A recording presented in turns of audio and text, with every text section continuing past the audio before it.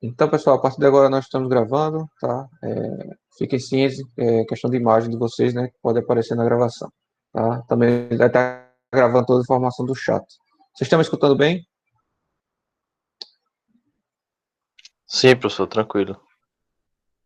Beleza. Minha internet tá ruim desde ontem, tá? Inclusive há 5 minutos atrás, 10 minutos atrás caiu a internet. Então, reiniciei o modem. Se cair, eu boto aqui meu 4G, tá? Ah,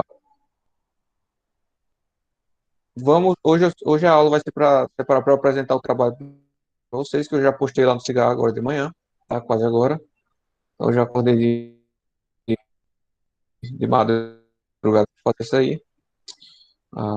Não está perfeito, se tiver faltando alguma informação, a gente vai tirando à medida que vocês forem fazendo o trabalho, tá? Vai esclarecendo à medida que vocês forem fazendo o trabalho.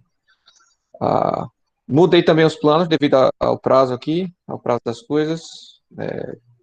Estou tentando ser mais realista aqui enquanto aos prazos.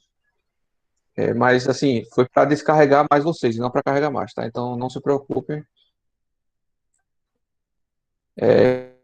Eu estou tentando usar o bom senso aqui em termos de prazo, no calendário. Depois eu falo sobre o, o, o trabalho. Então, bom, não está todo mundo aí, mas vai ficar gravado. Depois vocês dão um toque, tá, pessoal? Para quem não estiver online, vocês dão um toque que mudou um pouco os planejamentos. Então é o seguinte, efetivamente, deixa eu voltar para apresentar aqui. Tá travando, né? Então eu vou botar já a minha internet aqui.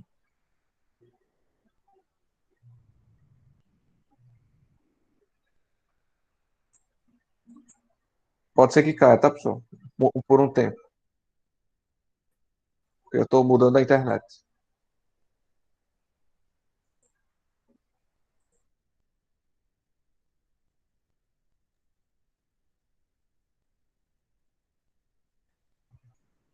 Estão escutando, pessoal? Mudei aqui a internet.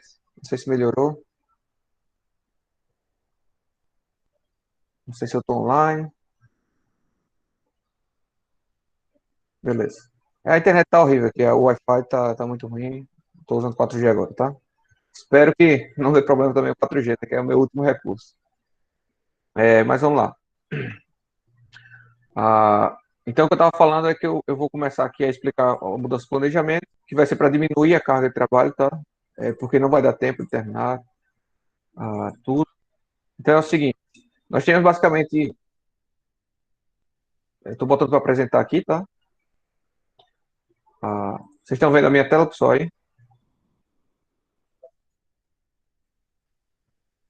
Sim, professor. É o seguinte: em termos de prazo, esse negócio é um saco. Em termos de tempo, pessoal, nós temos hoje, tá? Basicamente mais 3 aulas, tá? Dia 17, 24 e dia 1º. Dia 8 é o último dia, tá? Não vai ter aula. Eu vou estar corrigindo os trabalhos de vocês, tá? Para entregar a nota até dia 9, eu acho que. Ou até, não sei se é até dia 8 dia 9 que eu tenho para entregar tudo. Então, essa última semana não vai ter aula, tá? Não, esquece. Então, nós vamos ter mais 3 aulas, 3 momentos síncronos disponíveis, tá? Ah, e em hoje e nos próximos momentos síncronos eu vou estar finalizando o conteúdo teórico, tá? Porque eu tenho que dar todo o conteúdo, tenho que fechar o conteúdo, tá? Então, eu tenho o conteúdo de resistência de isolamento para dar, empuxo e estabilidade de taludes, tá? Então, eu já comentei com vocês que empuxo e estabilidade de taludes vocês veem novamente lá em Fundações 2, tá? E por isso que aqui é só uma introdução. Então, uma aula para cada um já é o suficiente, tá? E acredito que resistência a esses elementos solo em 2 aulas é o suficiente também para dar. Talvez, inclusive, se estiver rendendo bem hoje, eu vou continuar, tá, pessoal? Vou continuar e vai ser como a semana passada. A aula vai ficar gravada, vocês não precisam ficar até o final do encontro. Fiquem à vontade para sair quando der a hora final do momento síncrono, tá? Mas eu já vou deixar gravado, a depender de como eu estiver rendendo, tá? Se eu ver que dá para terminar até 11h30, mais ou menos, eu já faço logo tudo de uma vez. Tá? São assuntos mais curtos, tá? Mais condensados. E aí não vai ter trabalho nenhum de estabilidade da luz, como eu havia proposto. Me proponho aqui, pessoal, a fazer um curso com vocês, tá? Do software, se vocês quiserem posteriormente, mas acho que vocês já pagaram, já fizeram com a Danube, né? Tá? De um software específico para estabilidade da luz. Tá? Lembrando que vocês vão rever esses conteúdos lá em Fundações 2. Tá? Então, o nosso trabalho vai se limitar a esse que eu passei hoje para vocês, tá? Que eu vou descrever aqui como é que a gente vai fazer. Sendo que está dividido em 3 partes esse trabalho. A primeira parte vai integrar a primeira nota e as 2 últimas partes vai integrar a segunda nota, tá? Aí a primeira nota vai ser essa primeira parte desse trabalho, mais os exercícios aí dos slides, tá? Que vocês ficaram de me entregar. Beleza? Então essa vai ser a primeira nota e a segunda nota vai ser as 2 outras partes do trabalho. Beleza? Apesar de ter passado trabalho hoje para vocês, ainda não está com todas as informações. Eu estou selecionando aqui algumas informações de ensaio de cisalhamento e de adensamento para passar para vocês, tá? Porque eu preciso deixar redondo, eu preciso comparar alguns valores para também não ficar um negócio muito fora de comparação, tá? Para não dar um resultado muito escroto, né? Para botar uma linguagem bem prática, tá? Então, eu preciso comparar, eu preciso calcular antes de passar para vocês, tá? Antes de passar para vocês.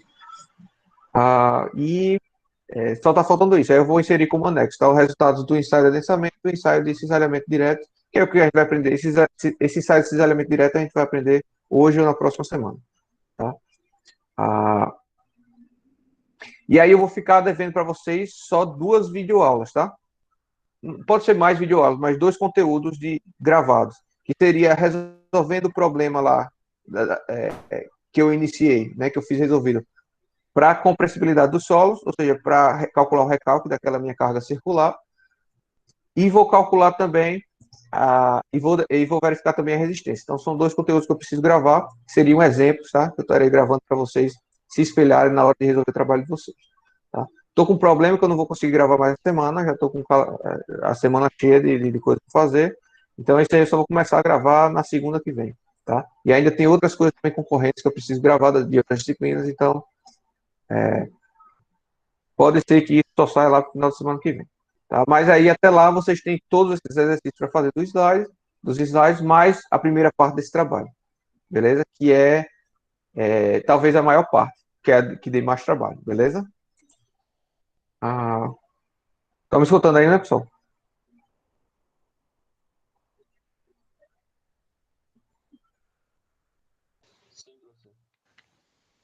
Beleza. Ah, então, o trabalho é esse, tá? Ah, então, basicamente, pessoal, imagine que você tem uma placa, tá? Um radier que vai ser apoiar uma máquina, tá?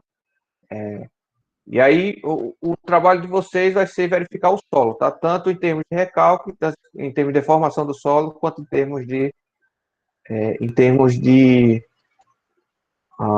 resistência, beleza?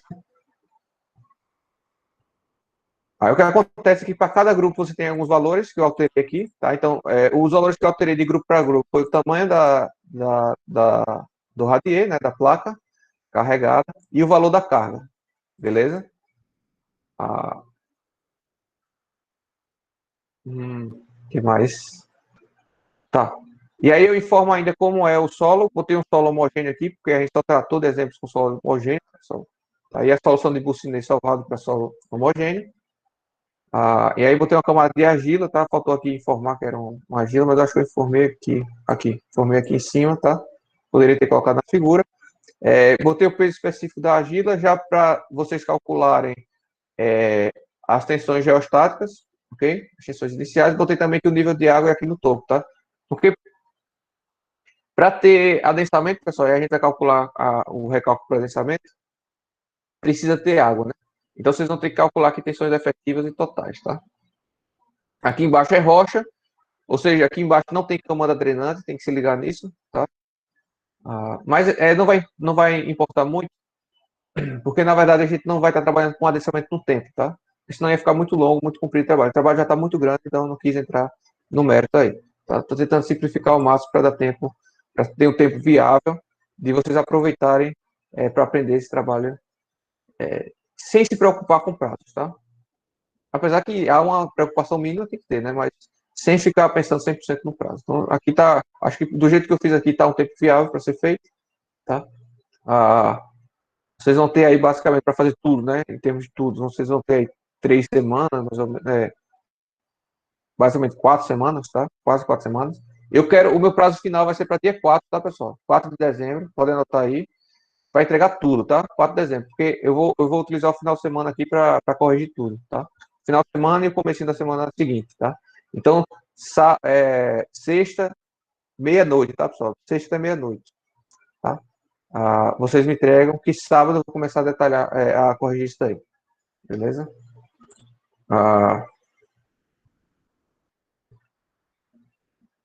ok. Então, aí a primeira parte aqui está na letra A. Então, primeiro você tem que avaliar o acréscimo de tensões, as tensões totais e efetivas, tá? Calculando as tensões geostáticas e somando com o acréscimo de tensões, beleza?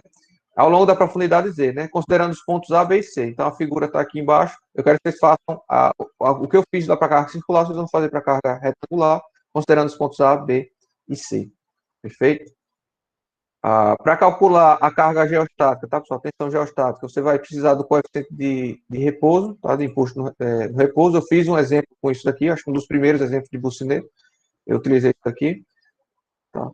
Então, isso basicamente relaciona a tensão geostática horizontal dividido pela tensão geostática vertical. Então, se você tem 10 quilopascal de tensão vertical, você vai ter 5 de tensão horizontal, tá? Geostática. Geostática.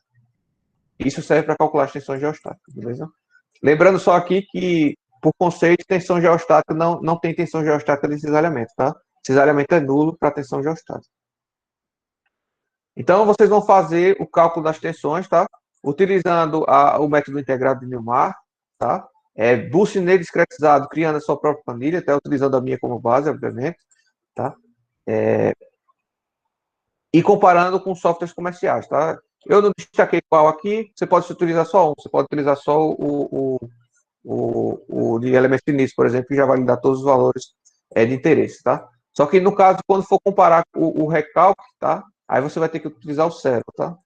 Eu vou utilizar só o Cero 3D. Mas aí fica à vontade para fazer isso daí, tá? Faltou até botar aqui, porque é para comparar também com o software, tá?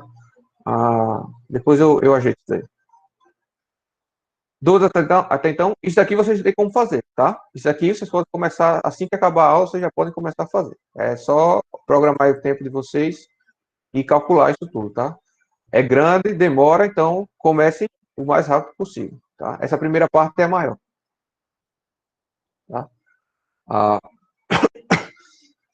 na segunda etapa, tem dúvidas? Solta aí.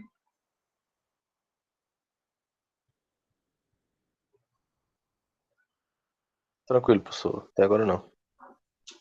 Na segunda parte será o recálculo, o cálculo do recálculo em si, tá? Então, para o cálculo do recálculo, eu não quero o ponto C, eu preciso apenas do ponto A e B, até por questões práticas, né, pessoal? A gente precisa conhecer o recálculo embaixo da projeção da fundação, né? A gente precisa conhecer fora, né?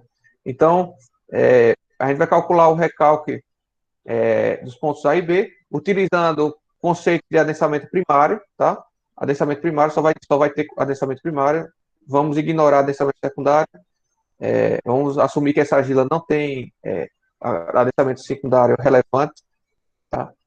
E também não vamos considerar adensamento no tempo, tá? Então não precisamos nos preocupar com adensamento no tempo, beleza?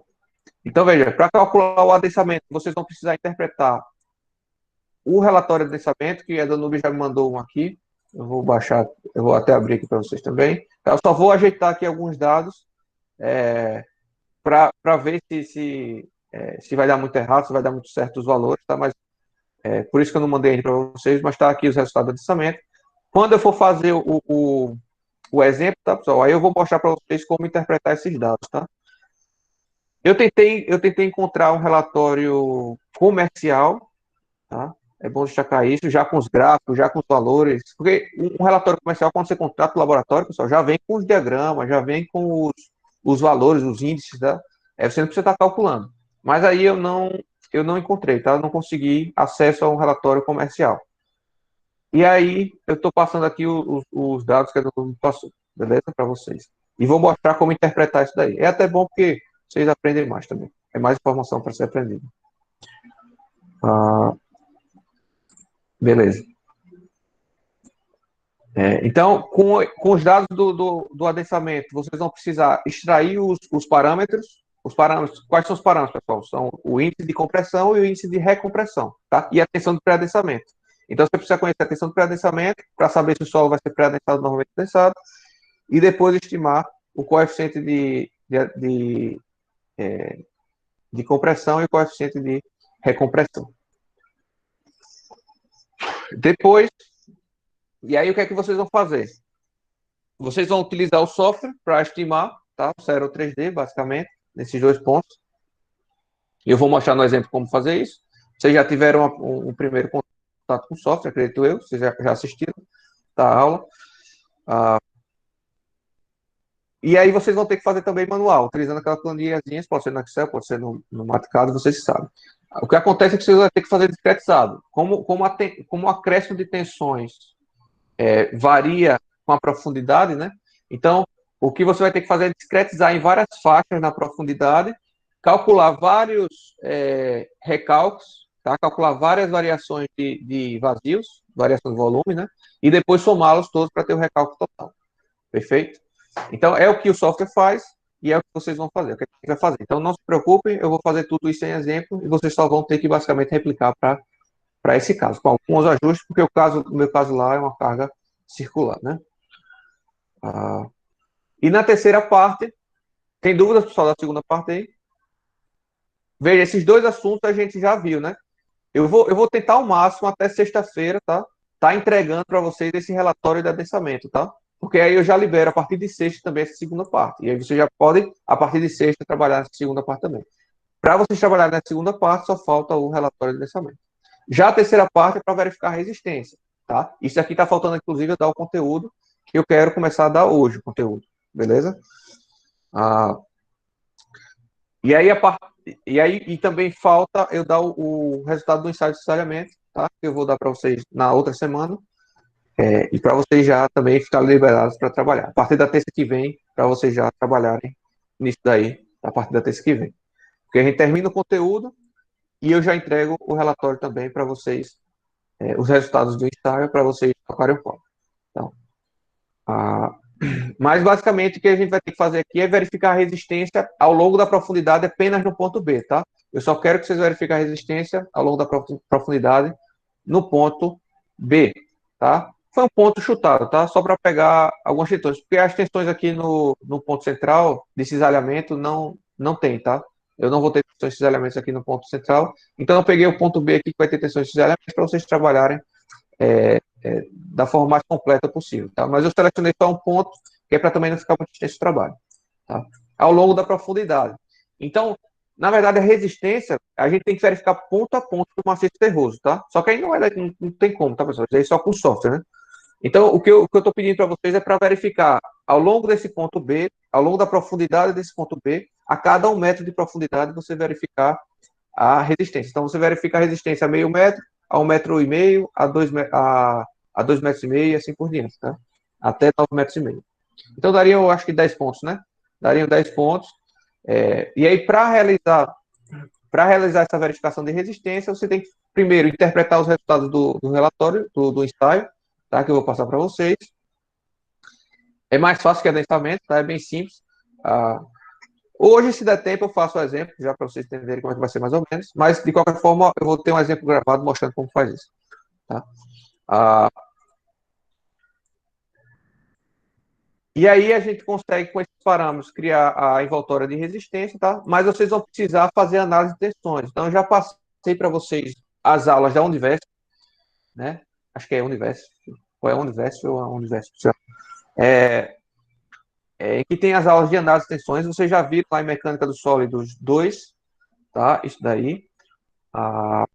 E o que a gente precisa fazer é criar para cada ponto desse, a partir do estado de tensões que a gente obteve a partir do primeiro da letra a gente vai precisar criar o círculo de Mohs, tá? Os círculos de Mohs para cada ponto, tá? E aí comparar com a envoltória de resistência. Vocês vão entender melhor depois da aula de hoje, de terça que vem, tá? Mas basicamente essa terceira parte aqui é a mais rápida, tá? Vai ser a mais rápida, com certeza. Ficou alguma dúvida? Então, Em termos de nota, pessoal, tá? Eu não botei aqui, estou informando, então anote aí, tá? Essa primeira parte, tá, será responsável por 80% da primeira nota e 20% da primeira nota serão os trabalhos, os exercícios ah, que tem no slide, tá? Para serem feitos. E para a segunda parte, a letra B vai valer 5 pontos, tá? E a letra C vai valer 5 pontos, beleza? Então, eu tenho 10 pontos aqui para a segunda avaliação e tenho 10 pontos para a primeira avaliação. Fechado? Mas para tudo ser entregue, tudo será entregue. Pode ser entregue em conjunto, vocês podem me adiantar se vocês quiserem, mas eu quero que vocês entreguem tudo, assim, o prazo para entregar tudo vai ser dia 4, tá bom? Porque uma avaliação não depende da outra, né? Ah,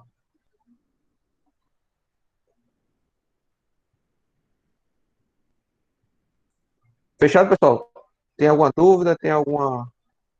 Eu estou botando para o dia 4, tá, pessoal? Para ficar o mais extenso possível para vocês. Tem uma questão em termos de regra, né? Que uma avaliação não pode ser feita antes de dar a nota da outra, né? Se vocês. É, se a gente quiser seguir a risca disso daí, eu vou botar o prazo para. O prazo da primeira parte um pouco menor, para dia 20, não sei. Aí eu corrijo, tá? E aí vocês me entregam a segunda parte, que seria a segunda avaliação para o dia 4, tá? Eu acredito que eu deixando tudo para o dia 4 para vocês é melhor, tá? Mas se vocês quiserem saber a primeira nota antes de fazer a segunda parte, vocês me entregam tudo até dia 20, eu corrijo, tá? Na semana 21 e 22, entrego a nota para vocês e vocês me entregam a segunda parte até dia 4, beleza? Fiquem à vontade aí, tá? Se vocês quiserem saber a sua nota com antecedência, se vocês se sentirem prejudicados, vocês entregam dia 20, tá? Se vocês não tiverem essa preocupação, vocês podem me entregar tudo dia 4, sabendo que as duas notas vão sair em conjunto, beleza?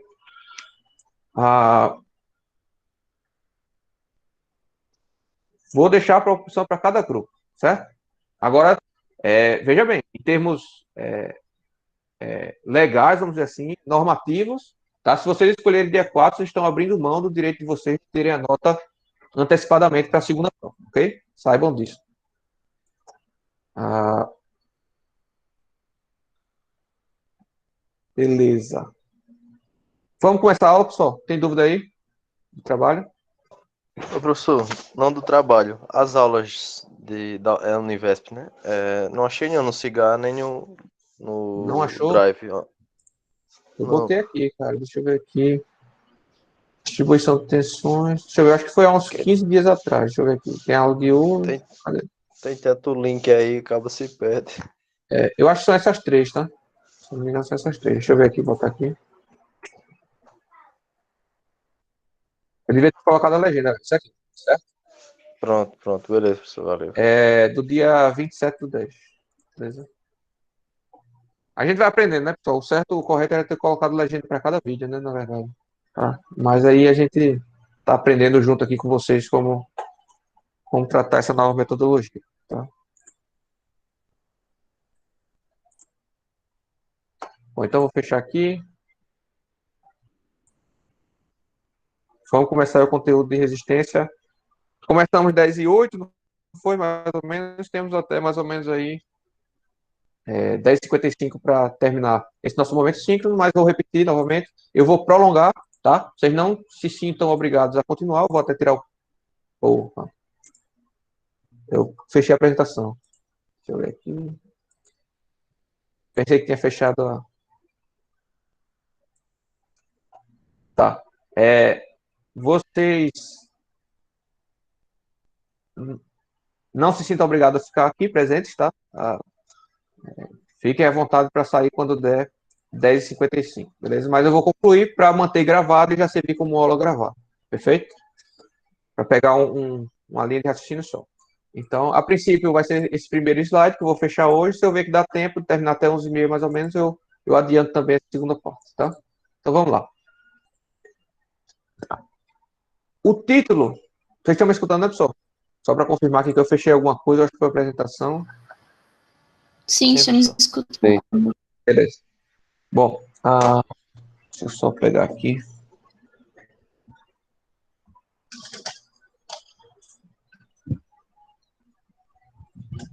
Tá aqui. Ok. Tá. O nome desse assunto eu chamei de resistência ao cisalhamento, tá? Do solo, obviamente, né? Que a gente está tratando de solo. Mas eu quis destacar aqui que é resistência ao cisalhamento, tá? Porque a primeira coisa que a gente tem que entender é que a ruptura do solo, tá? A ruptura de um material granular do solo, que é um material granular, sempre se dará por falha ao cisalhamento, certo? Sempre se dará pela falha de uma partícula deslizando sobre a outra, tá? Nunca se dará devido ao esmagamento da partícula, beleza? A ruptura generalizada, como vocês estão vendo aí nessa foto, tá? Então veja, você tem uma foto, você tem uma ruptura, perdão, em que em uma determinada superfície, tá? Que a gente vai chamar de superfície de ruptura, tá? Um trecho do solo se deslizou sobre o outro, tá? E é isso que acontece em termos de ruptura por taludes, tá? Ruptura de taludes. Mas é o mesmo conceito para tudo, inclusive para fundações, tá? Então veja aqui uma fundação, ó. Eu carreguei, tá? O meu solo e surgiu uma superfície, geralmente é uma superfície assim cônica, tá? Cilíndrica, cônica, alguma coisa do tipo, tá? Curva, né? Em que o solo que estava aqui abaixo da fundação deslizou sobre o restante do maciço terroso, ok? Então, se eu for desenhar aqui, opa,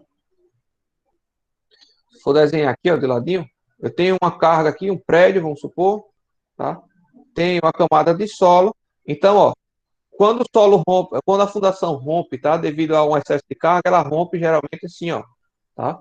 Deslizando sobre uma determinada superfície, tá? Pode ser para um lado, pode ser para o outro, tá? O que vai determinar o lado para que vai romper vai ser a configuração do solo, porque o solo não é uma massa de resistência homogênea, então provavelmente um lado do solo tem menos resistência que o outro, e respectivamente, tá? Perdão, e vice-versa. Então eu posso romper assim, ou posso romper assim, né, para esse outro lado, tanto faz, tá? O que importa é a gente calcular aqui, ó, a gente precisa avaliar qual as tensões solicitantes desse material aqui ao longo dessa superfície, tá? Lá em fundações, o professor que for ensinar vocês provavelmente vai começar a teoria, tá, do dimensionamento para fundações a partir daqui, tá? Mostrando para vocês como se dá a superfície de ruptura na fundação, tá? Essa não é a única forma de ruptura, mas é uma das, beleza? E aí o que eu quero ilustrar para vocês aqui é que o solo, quando se rompe, ele se rompe sempre deslizando uma partícula sobre a outra. E deslizamento de uma partícula sobre a outra é cisalhamento, ok? É cisalhamento. Quando você tem uma partícula e você tem outra, tá? E elas deslizam, né? Umas em relação à outra, então você tem aí uma tensão, tá? De cisalhamento, beleza? Entre uma partícula e outra. Perfeito? Obviamente que essa resistência ao cisalhamento é diretamente proporcional à tensão normal aqui, tá? Até por conceito de atrito lá do ensino médio, tá? Então, vocês vão ver que a nossa teoria aqui vai começar a partir dos conceitos lá do ensino médio de atrito, beleza? Mas, de início, eu quero que vocês entendam que a ruptura se dá por deslizamento de uma superfície do solo sobre o restante do maciço terroso, tá? Ok. Então, quanto maior a tensão normal, eu sei que maior atrito eu tenho e, portanto, maior resistência ao cisalhamento eu tenho, beleza? Menor tendência de deslizar eu tenho, tá? E quando a tensão cisalhamento solicitante for superior à tensão de atrito, tensão cisalhamento de atrito gerado, então quer dizer que vai haver a ruptura do material, tá? O atrito não é a única fonte de resistência dos solos, tá, pessoal? A gente tem o atrito e tem a coesão, beleza? Mas o atrito, mais o solo se rompe ao cisalhamento, beleza? Beleza? E aí, quais são esses parâmetros de resistência, atrito e coesão? Vamos tratar de cada um separadamente, beleza? Então, o atrito, como você já deve imaginar, tá? É baseado na teoria lá de atrito, lá do ensino médio, tá? Em que vocês sabem que se vocês aplicarem uma carga normal, tá? Aqui, você gerará um atrito entre o bloco e a superfície, certo? Esse atrito vai depender de um coeficiente de atrito, tá? Do coeficiente de atrito, que vai depender dos materiais, da rugosidade da superfície, né? E tudo mais, tá? Lembrando que isso aqui é estático, tá? E para toda a nossa teoria aqui, nós vamos considerar apenas a situação estática. É a melhor forma de avaliar a resistência do solo? Não. Tá? Porque o solo ainda mantém, mesmo depois de ultrapassar essa resistência de atrito estática, tá? O solo ainda mantém alguma resistência residual. Tá? E não quer dizer que vai romper. Se ultrapassar essa resistência, não quer dizer que vai romper. Tá? Pode ser que ele se adapte, plastifique e se adapte, desloque um pouco e se adapte, tá? E não rompa. Mas aí é uma teoria mais avançada, que a gente não vai ter tempo de ver nesse curso de graduação, tá? São 36 horas, é impossível a gente ver aprofundadamente tudo. Tá? Então a gente poderia avaliar isso, esse efeito, né, de progressão de carga a partir de trajetória de tensões. Poderíamos avaliar também por modelos elastoplásticos, tá? Utilizando elementos finitos. Não importa. Aqui no curso nós vamos considerar apenas a situação estática. Ultrapassou o estático, nós vamos considerar que o solo rompeu. Tá? Ultrapassou a resistência do atrito estático, o solo rompeu. Essa é a ideia, tá? E aí o que acontece? A tensão, a força de atrito, tá? Vai ser esse coeficiente multiplicado pela carga normal que eu estou aplicando na superfície, tá? Então, quanto maior a carga da superfície, maior a minha força de atrito, resistente, beleza? Vocês sabem disso, isso aí é básico, né? Fundamental. E quanto melhor o atrito entre as partículas, tá? Quanto mais rugosa for, quanto melhor for o encaixamento entre as partículas, também maior esse coeficiente, então maior a resistência ao atrito, tá? Então, veja, a resistência ao cisalhamento vai depender, basicamente, do quão engrenadas estiver as minhas partículas do solo, ou seja, quanto mais atrito tiver entre as partículas, melhor a resistência ao cisalhamento. Então, depende do material, propriamente dito, tá? Depende dos grãos, depende da formação constituinte do solo e depende também da tensão vertical que estiver atuando na superfície transversal da de ruptura, beleza? Transversalmente a superfície de ruptura. Ok, 10,40. Vamos lá. E aí é o seguinte, ó. Se a gente botar isso em um gráfico, a gente vai ter uma reta, né?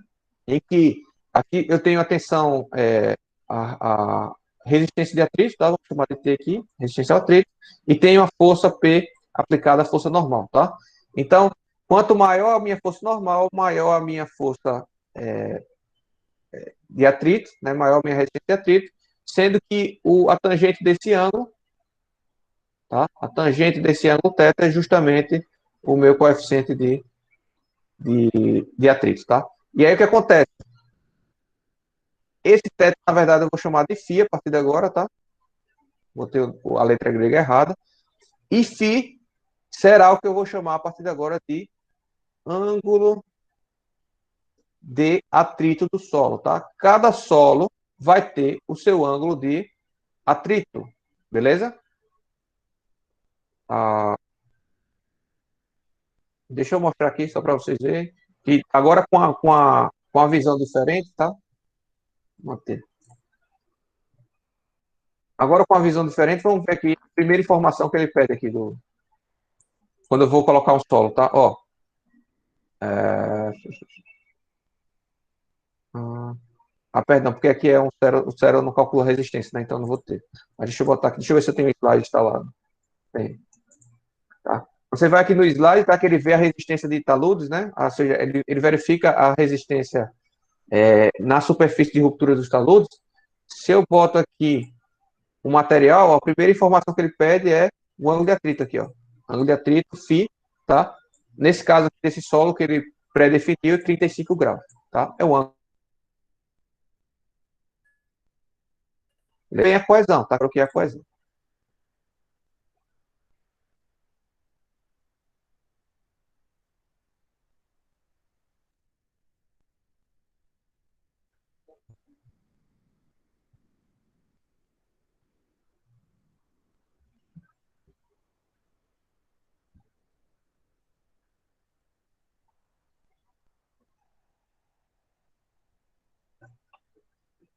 Ok. Tá. Sobre a coesão. Tá?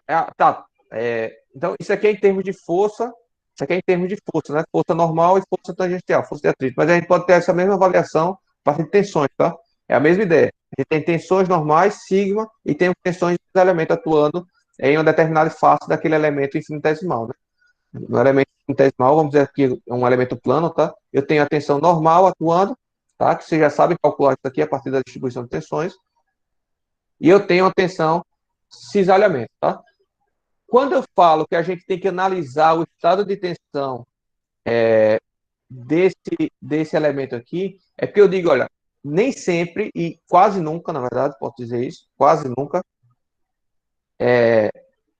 essa é a pior configuração entre tensão e cisalhamento, tá? Tem sempre uma certa inclinação, uma inclinação diferente, que eu vou ter um sigma diferente aqui, eu vou chamar de sigma A, que é proporcional a isso aqui, e que eu vou ter uma tensão cisalhante A também, tá? E geralmente a tensão cisalhante A, se for maior do que a tensão cisalhante inicial, e a tensão normal A for menor do que a tensão normal inicial, o que vai acontecer é que essa situação aqui é pior do que essa, tá? Essa situação aqui é a pior, tá? Entre as duas é a pior. Porém, eu posso girar isso daqui em 360 graus, né? Então, eu posso ter uma situação em qualquer ângulo θ aqui, tá? Que eu girar, pode me dar uma situação pior. Então, quando eu falo que a gente tem que analisar as tensões, tá? Em todos os pontos e criar o círculo de Mohr, o que eu estou avaliando é quais são todas as configurações de tensões, relação entre tensão normal e tensão cisalhante, para comparar justamente com essa minha reta aqui, ó, que vai ser a minha reta de resistência, beleza? Então, quando eu fizer o círculo de Mohr aqui, ó, eu vou adiantar já aqui, só para não perder o fio da meada. Quando eu fizer o círculo de Mohr aqui, tá? Das minhas tensões, não sei se vocês se lembram, tá? O círculo de Mohr de mecânica do sólido dos dois, mas quando eu fizer o meu círculo de Mohr, se todo o meu círculo de Mohr estiver abaixo dessa linha aqui, quer dizer que esse meu ponto material não vai romper. Se por acaso eu tenho um círculo de Mohr que ultrapassa aqui, tá? Quer dizer que esse meu solo vai romper, tá? Vai romper porque esse trecho aqui todo está acima da minha resistência, beleza? Dúvidas, pessoal, aí? Então, essa é a verificação, no final das contas, que vocês têm que fazer, tá? De resistência. Vocês têm que, a partir das solicitações, criar o círculo de Mohr e a partir dos parâmetros de resistência, que é o ângulo de cisalhamento e coesão, tá? Determinar essa linha aqui. Porque, veja, nessa linha, tá? A minha resistência tangente aqui, ó, tá? É igual à tensão normal vezes o tangente do ângulo de atrito, tá? Então, se a minha tensão normal é zero, se é zero, a minha resistência de cisalhamento também é zero. Sendo que isso para solo não é verdade, tá? Tem solos que você, para uma tensão normal zero, você já tem uma tensão resistente inicial, tá? E essa tensão resistente inicial é dada pela coesão, tá? Pela coesão. A coesão só existe em solos argilosos, tá? Não existe em areia. Obviamente, nem todo solo é areia pura e nem todo solo é argila pura, tá? Você tem, na maioria das vezes, você tem uma composição, tá? De material argiloso e material arenoso. Se você tem mais material argiloso naquele solo, quer dizer que você vai ter uma coesão maior, tá? Se você, porém, solos argilosos têm ângulos de atrito menor, tá? E aí eu comento daqui a pouco com vocês, tá?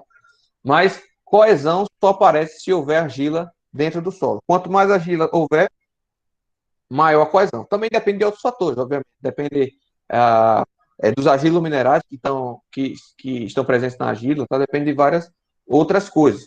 Mas, de forma grosseira, tá? Quanto mais material argiloso você tem no solo, maior a coesão que você vai ter.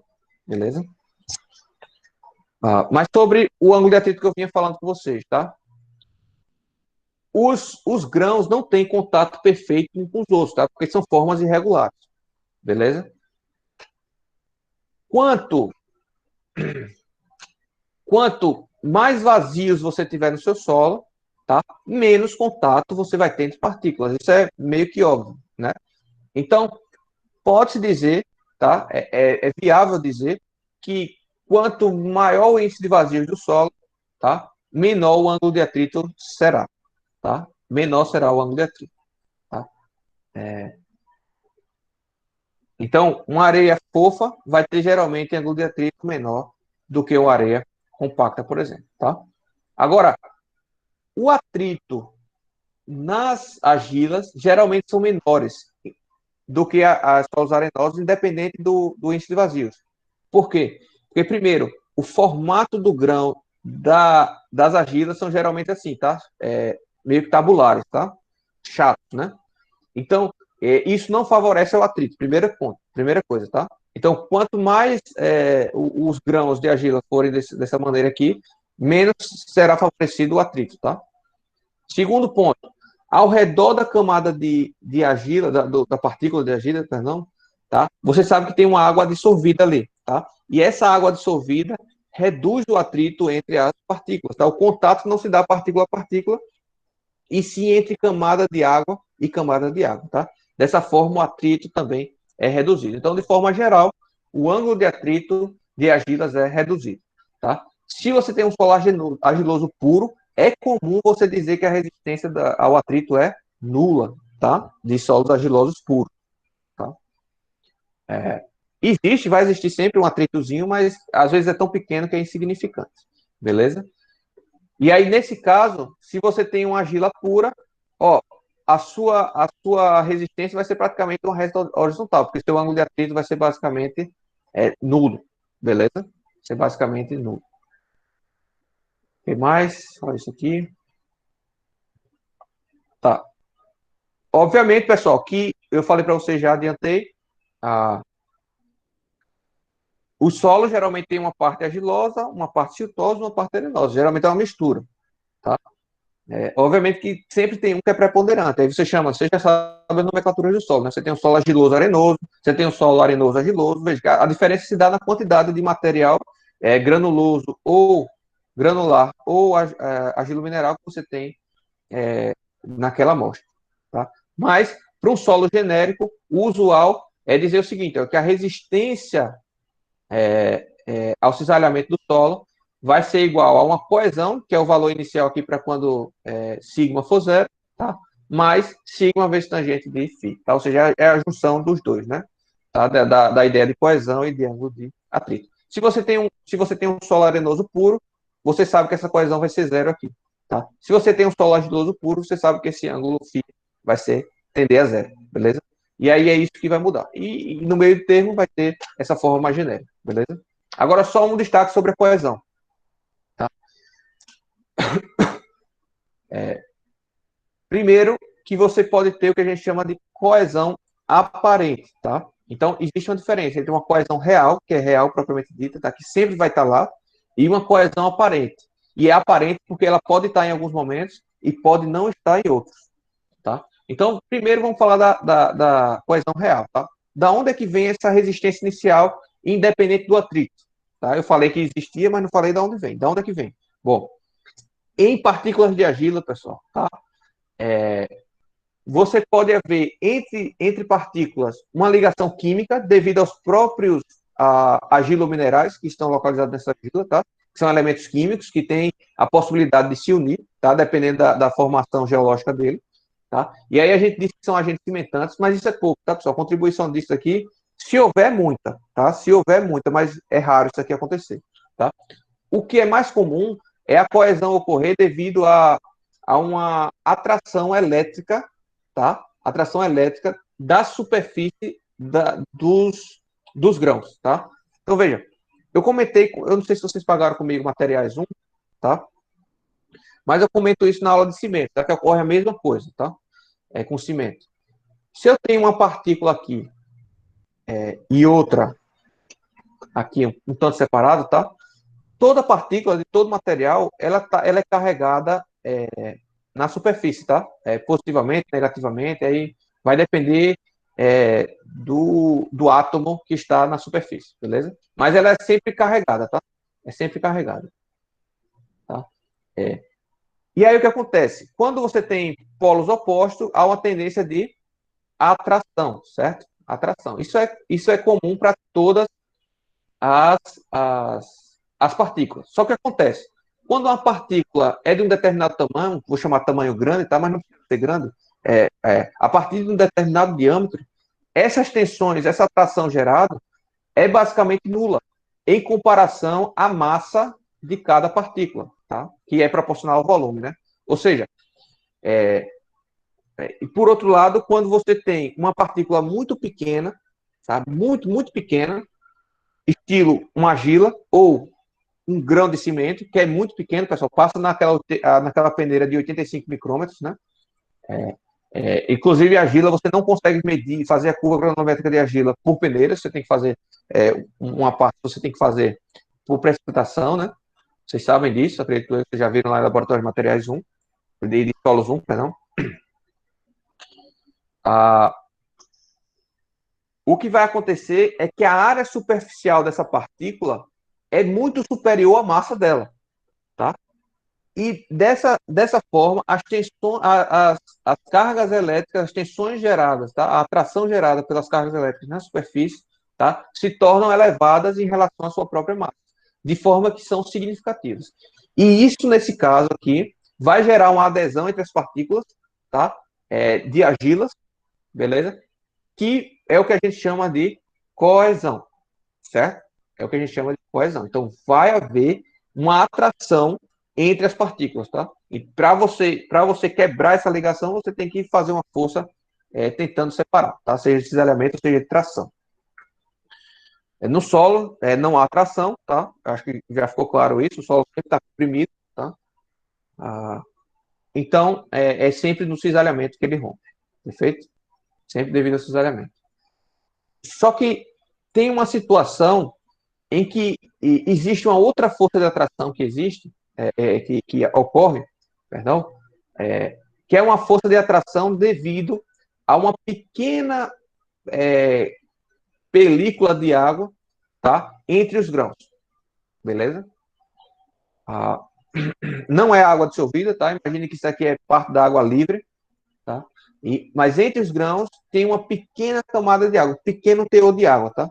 Então, o solo não está saturado, o solo está e também o solo não está seco. O solo está numa situação intermediária entre seco e saturado. O que a gente chama de solo não saturado, certo? Nesse caso, quanto menor o teor de água, mais força de atração esse menisco de água vai gerar, tá? Então a gente vai chamar isso aqui de menisco de água, tá?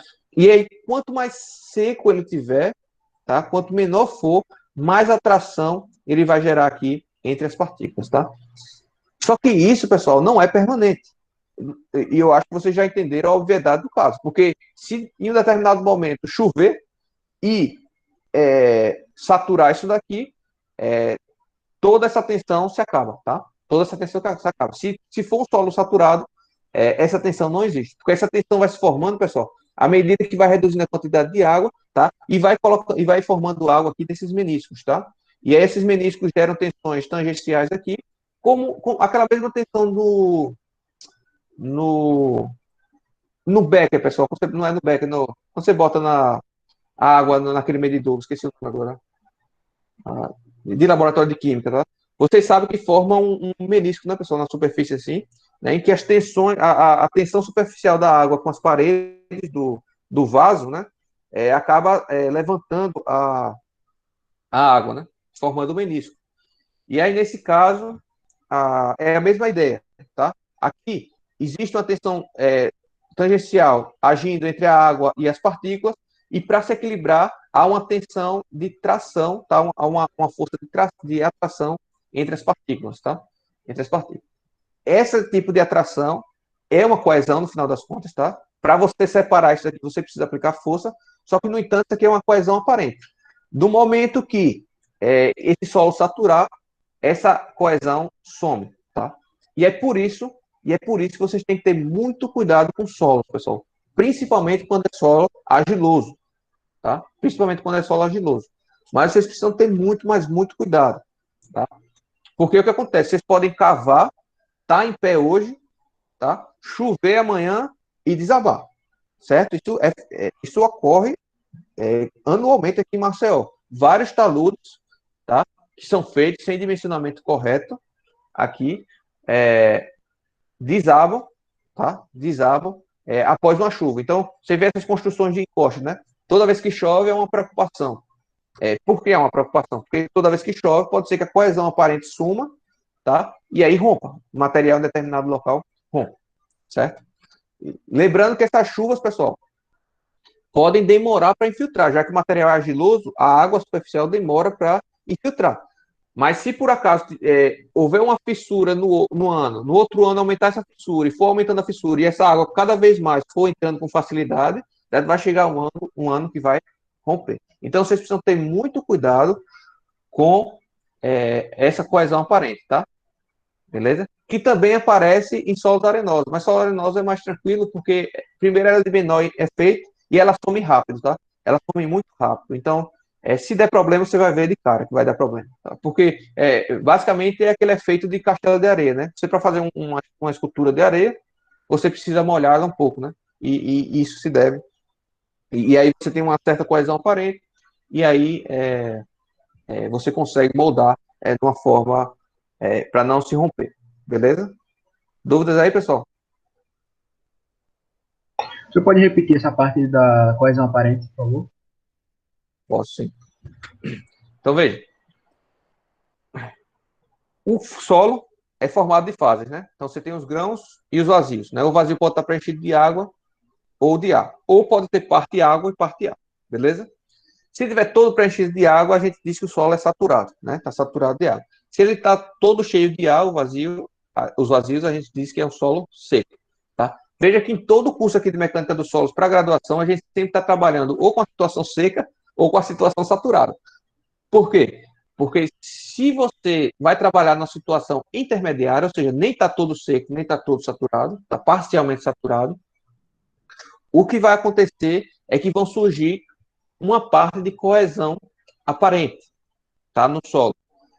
E essa coesão é uma aderência de uma partícula com a outra, tá? Independente de forças externas, independente de carga, independente de tensões normais, há uma tendência de uma partícula estar unida com a outra, vamos dizer assim, estar em contato com a outra, tá? Uma força de atração, tá? E essa força de atração não é devido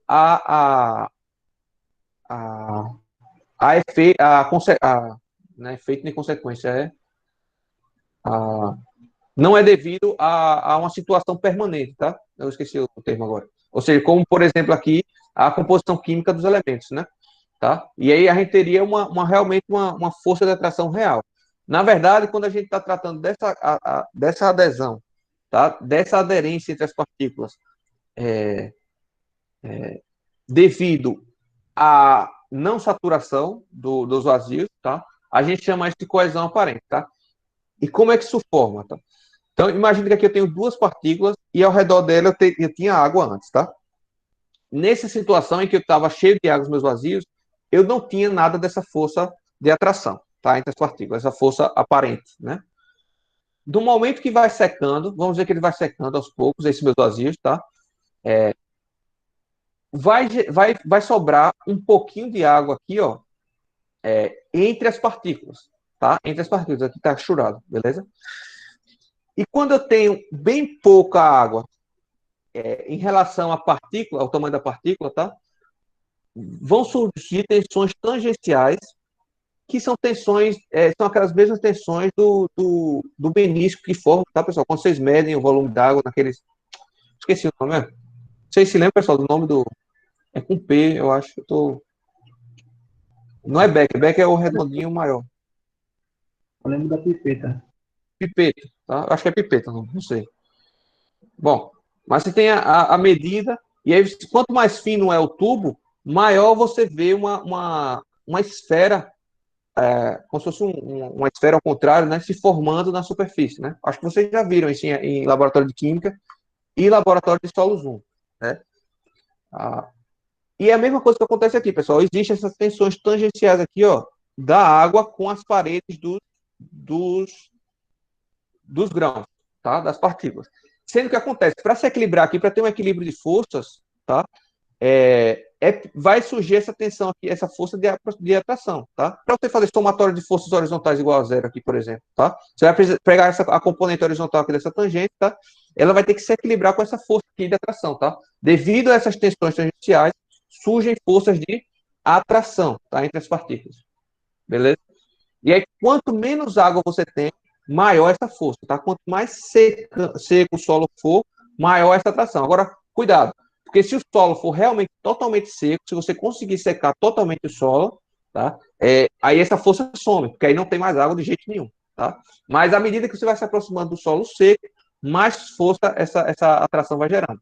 E essa atração, pessoal, por si só já gera um atrito entre as partículas, tá? Já gera uma resistência para você separar essas partículas, para você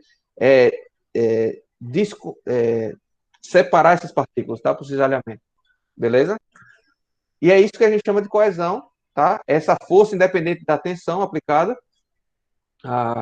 Só que nesse caso é uma coesão aparente. Não sei se ficou melhor agora explicado. Eu consegui pegar a ideia. Consegui entender. Tá. Eu li esse texto aí e fiquei sem entender. Certo. Mas eu entendi, o tio explicou, eu entendi. Ela só existe enquanto ela não está seca, né? Mas à medida que vai secando, vai aumentando a força. Quando está seca, ela some. E também quando ela está saturada, ela também não existe, tá, pessoal? Porque quando está saturada, não existe essa tensão formando. Está cheio d'água, as partículas se separam, tá? É como se as partículas começassem a boiar na água, vamos dizer assim, tá? Se estiver saturado. Então, se estiver nos dois extremos, essa tensão não existe. Se for seco ou um solo saturado, essa força não existe. Ela só vai existir se for entre os dois, se for um solo não saturado, que a gente chama, tá? Beleza?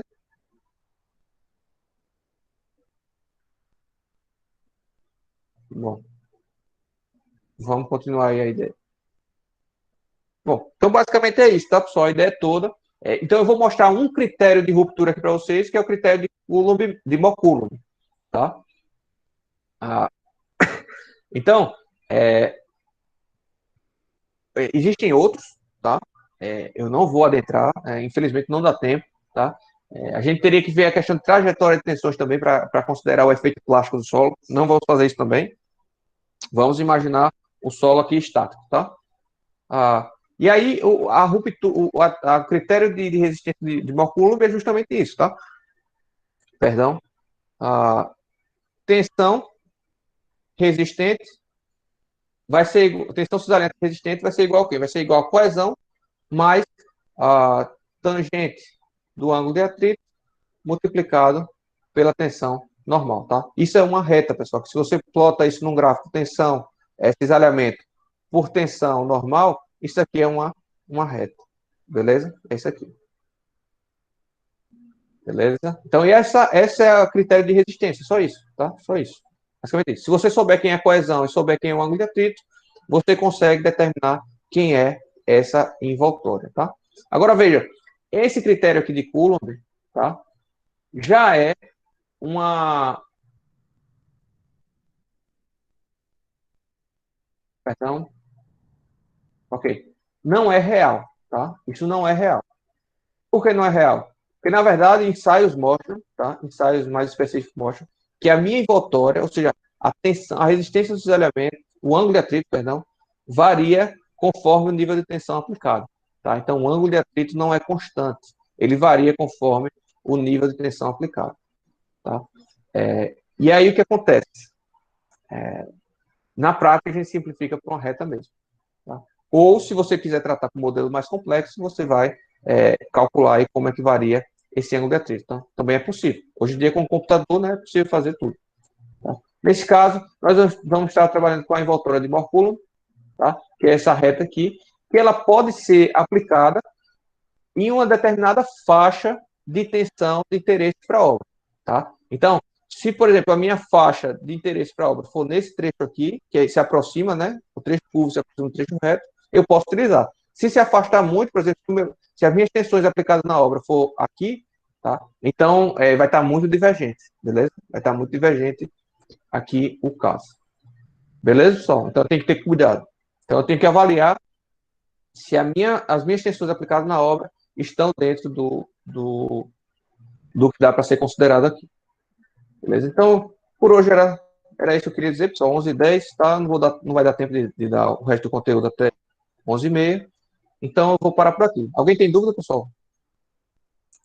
Do que foi explicado? Tá? Com essa primeira aula aqui, na verdade, vocês já conseguem calcular, tá, pessoal, a resistência do solo. Eu já repeti, basta vocês conhecerem a coesão e o ângulo de atrito. Se vocês conhecerem a coesão e o ângulo de atrito, vocês traçam a envoltória de Mohr Coulomb, tá? E comparam com o circuito de Mohr para ver se vai romper ou não solo. É isso que vocês têm que fazer, tá?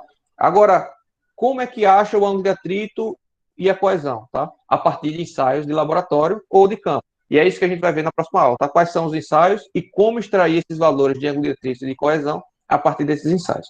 Beleza, pessoal? Fechado? Beleza. Vamos ficar por aqui, então, hoje, tá? E na próxima semana a gente conclui esse conteúdo. Fechado? Até a próxima. Abraço.